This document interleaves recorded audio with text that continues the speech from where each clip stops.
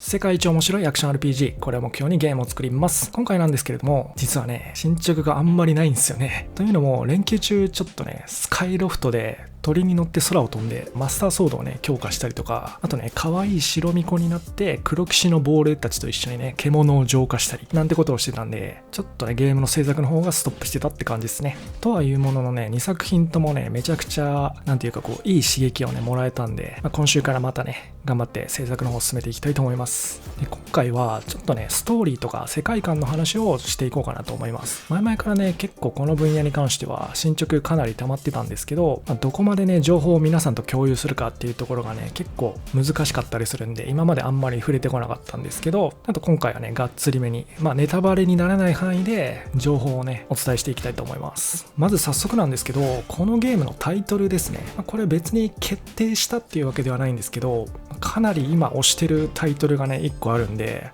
それを超えるようなねタイトルを思いつかない限りはこれで決定かなっていう感じなんですけど、今までね世界一面白いアクション RPG カッコ仮っていうねクソダサタイトルでやってきたんで、やっと皆さんにね正式なねタイトルをお伝えできるなっていうところなんですけど、あんまり引っ張ってもねあれなんで言っちゃいますね。地罰が昇れば竜が降る。地罰が昇れば竜が降る。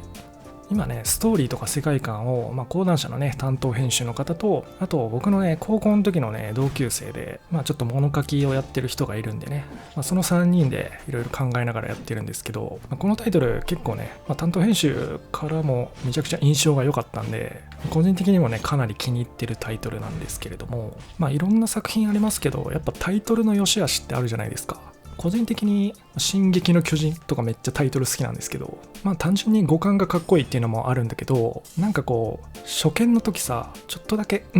て感じになるじゃん、進撃の巨人って。なんか日本語の意味はわかるんだけど、ちょっとなんか変な感じするよね。巨人の進撃じゃなくて進撃の巨人なんだみたいな、それもさ後々本編で回収されていくわけなんだけど、そういうなんか若干ちょっと初めて見た時にってなるタイトルの方が結構心つかみやすいのかなっていう風に思ってて、そういう意味でもこの地罰が昇れば竜が降るってね、七五調のタイトルなんだけど、似たようなところでいくと、例えば俺の屍を越えていくとかね、あの辺もちょっと五感がね似てる感じにはなるんだけど、やっぱ七五調のタイトルって俺の屍とかもそうだけど、それだけでインパクトあるよね。なんかあんまり他の作品ではそういう七五調とかあんま見ないし、っていう五感の良さがまず一つと、あとねこれは副次的な副作用的なね効果なんだけど、例えばねもし仮にこのゲームがめちゃくちゃ売れて続編2を作りましょうってなった時に、これ本当に妄想の話なんだけどね、2のタイトルをさ七七調とかにするわけよ。そしたら地罰が昇れば竜が降る、竜が降るとてなんちゃらかんちゃらみたいな、1のタイトルと2のタイトル合わせたら一つの歌になるみたいなね、そういうさなんか中二病的ななんか仕掛けとかもできるよなみたいなね妄想をしてね、一人でちょっと熱くなってました。なんで多分2作るとしたら七七調のタイトルになるね、おそらく。竜が降るとて第一はなんちゃらかんちゃらみたいなねそういう五感の良さみたいなところでね、ファーストインプレッションの時にねちょっとグッと心を引きつけるっていうのと、あとは、やっぱりこの地罰っていうさ単語が、漢字自体はさみんな知ってるわけだけど、地面の字に罰だけど、地罰っていう単語はこれ多分調べたけどないんですよね。僕が作った単語なんで。似たようなところで言うと、天罰っていう単語は皆さんご存知ですよね。なんか悪いことした時に天罰が下るみたいなね表現を用いたりしますけど、今まで散々言ってきた通りね、このゲームの世界観って第一信仰っていうね宗教観がごく一般的なものになってるんで、そういう意味で僕らが言うところの天罰っていうのはこの世界の住人でいうところの地罰に当たるわけなんですね。で、僕らの世界だと天罰が下るっていう言い方しますけど、これをこの世界バージョンに置き換えると地罰が昇るになるわけなんですね。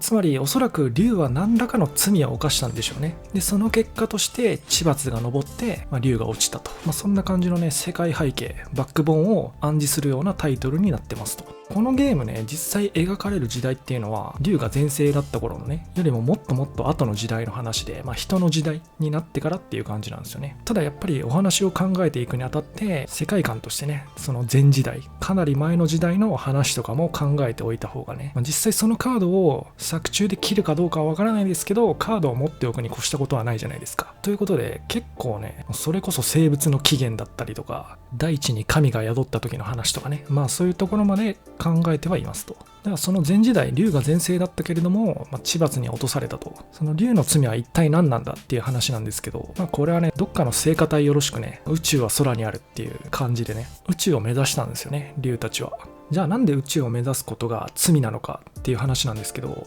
全ての生物は大地の恵みを受けて生まれてきてるわけですよね。その一生物ごときが大地を離れてね、宇宙を目指すなんていう行為はやっぱりね、第一神の逆鱗に触れるわけですよ。さっきからね、この第一神っていうものがもういる前提で話進めてるんですけど、これはね、あくまでね、一種の考え方です。さっき言ってた大地に神が宿った出来事の話とか、そういうのも第一信仰派の人々が言い伝えてきている一種の、考え方みたいなところがあるんで、それこそ現実の宗教とかも自然現象をどうやって受け止めるか、その考え方みたいなところありますよね。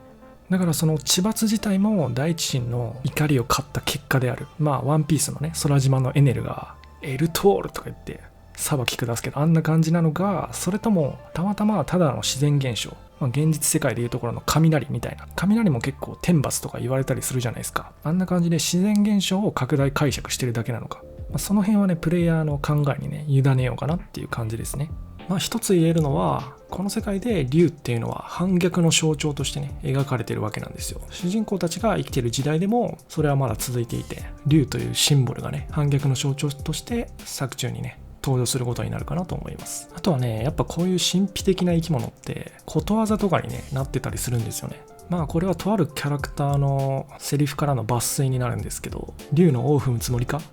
ていうね、セリフがあるんですよ。僕らの世界でいうところの前鉄を踏むみたいな言い回しですね。竜のような同じ過ちを繰り返すつもりかっていう問いかけなんですけど、こういう世界背景バックボーンを考えておくことによってキャラクターたちのね、セリフのやり取りとかにもちょっとこういうね、おしゃれな表現とかをね、落とし込めたりするんで、これからもね、講談社の担当編集と一緒に相談しながらね、アドバイスもらいながらいろいろ考えていきたいと思います。またね、たまにこういうストーリーとか世界観をね、皆さんに共有していく動画をね、作っていこうかなと思ってます。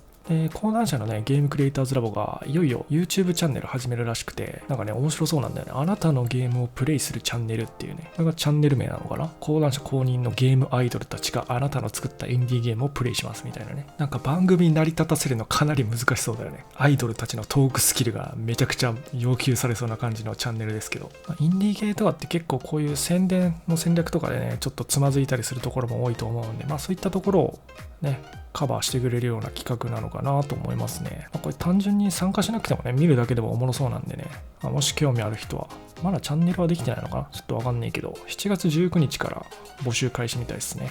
で、10月の5日に初回の動画が投稿されるらしいですね。こういう YouTube× ゲーム制作、ゲーム開発っていうね、流れが徐々に来てる感があるんで、僕もね、周りに負けないようにね、どんどんチャンネルね、成長させていきたいと思います。ちょっと投稿の頻度とかもね、もうちょっとね、上げれたらいいななんて思ってますと。じゃあ今回はこの辺で失礼します。お疲れ様です。